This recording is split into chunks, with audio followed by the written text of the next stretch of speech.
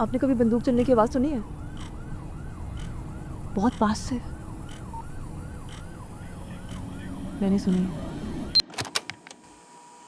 अजीब बात यह है कि लोग ही समझते हैं कि बंदूक चलने की आवाज़ बहुत ऊंची होती है।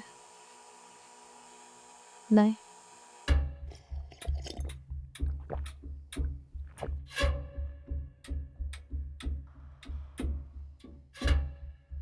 सबसे ज़्यादा ऊंची होती है गोली चलने के बाद वाली खामोशी,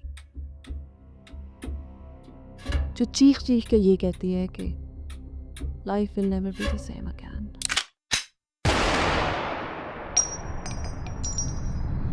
हम 4 थे।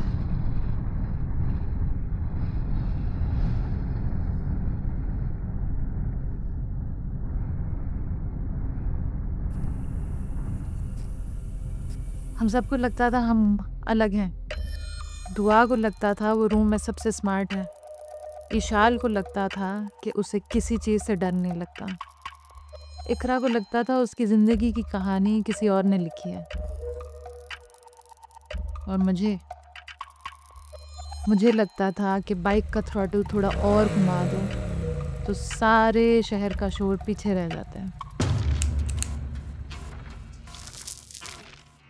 पर मैं गलत थी। मज़े की बात यह है कि इकरा को देख के ऐसा नहीं लगता था कि वो कभी कुछ इलीगल करेगी। हालांकि वो वाली लड़की थी जो हर वक्त गुस्से में रहती थी, जैसे ज़िंदगी ने उसके सारे रंग ही चुरा लिए हों। इकरा का मसला गुस्सा नहीं था, उसका मसला ये था कि उसे ऐसा लगता था उसकी पूरी ज़िंदगी पहले से ही डिसाइडेड है।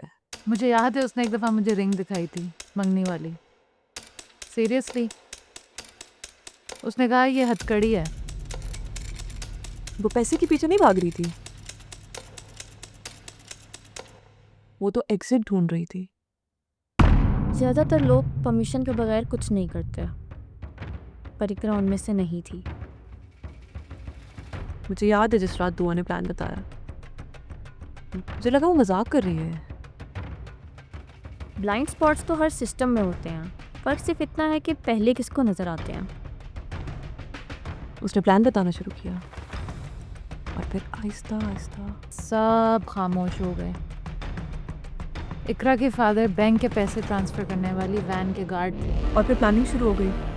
Weeks, maps, timings, arguments, backup plans. Robbery वाली रात पहली दफ़ा उसे इतना खुश देखा था मैंने। सब कुछ प्लान के मुताबिक जा रहा था।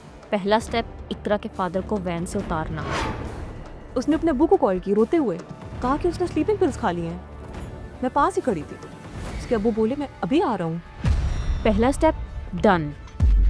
रोड ब्लॉक, वैन रुकी, सब कुछ ठीक जा रहा था। लड़कियों को देख के गार्ड और ड्राइवर दोनों रिलैक्स होकर वैन से उतर गए। Bad move. स्टेप 2, उन दोनों को बेहोश करना। डन। अब सारा पैसा हमारा था। मुझे ज़िंदगी में इतना हाई कभी नहीं फील हुआ था। हम पिछले दरवाजे तक पहुंच चुके थे। मैं अपनी बाइक के पास खड़ी थी, इंजन ऑन, रेडी। और फिर दरवाज़ा खुला।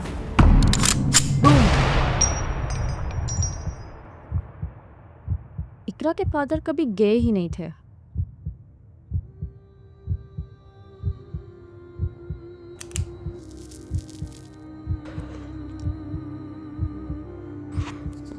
इकरा के फादर एक खुददार इंसान थे। उन्हें फ़ख्र था इस बात पे कि उन्होंने अपने बच्चों को कभी हराम नहीं खिलाया। वो कहती थी कि मेरे बाप के गरीब होने की वजह भी यही है, वो सिस्टम के ग़ुलाम हैं। वो अपने बच्चों से ज़्यादा अपनी जॉब से कमिटेड थे।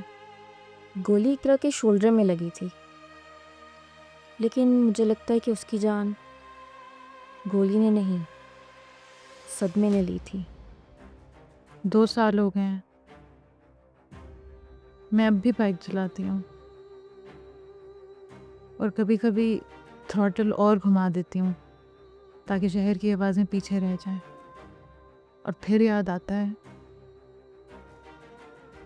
कुछ आवाज़ें हैं जो पीछे नहीं रहती। Maybe the robbery was not a failure. इकरा तो आज़ादी चाहती थी। और वो उसे मिल गई।